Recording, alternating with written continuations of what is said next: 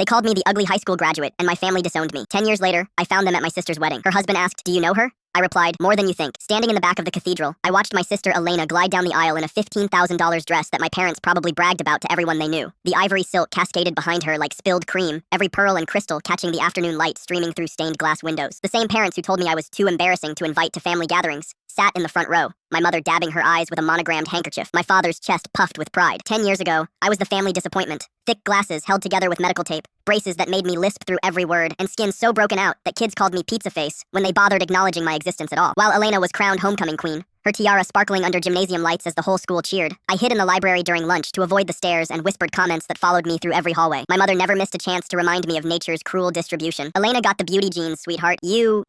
Maybe you'll be smart instead," she'd say, with that particular tone reserved for consolation prizes. She'd sigh dramatically whenever we went anywhere together, her shoulders sagging like my existence was a personal burden she'd been cursed to carry. At Elena's pageants and school events, she'd position herself so I was always slightly behind her, never quite in the family photos that mattered. The breaking point came during my high school graduation. While other families cheered and took pictures, mine sat stone-faced in their folding chairs, my mother checking her watch, my father scrolling through his phone. After the ceremony, I overheard my father on the phone with his brother while I stood clutching my diploma. "Yeah, the smart one graduated today with honors. No, don't worry about coming to dinner. We're only celebrating Elena's acceptance to state tonight. This one's just, well, you know how she looks. What's the point in making a fuss?" The words hit me like ice water. I stood there in my graduation gown, honor cords draped around my neck, invisible to the people who were supposed to love me unconditionally. When I confronted him in our driveway, his keys already in his hand, he didn't even have the decency to look ashamed. "I'm being realistic," he said coldly, adjusting his tie like we were discussing the weather. "Elena will marry well and give us grandchildren we can be proud of. You need to focus on a career because that face isn't opening any doors. It's not cruel, it's practical." That night, I packed everything I owned into 2 battered suitcases and left through the back door while they toasted Elena's future at dinner. They didn't call, they didn't look for me. When Elena posted family photos on social media over the years,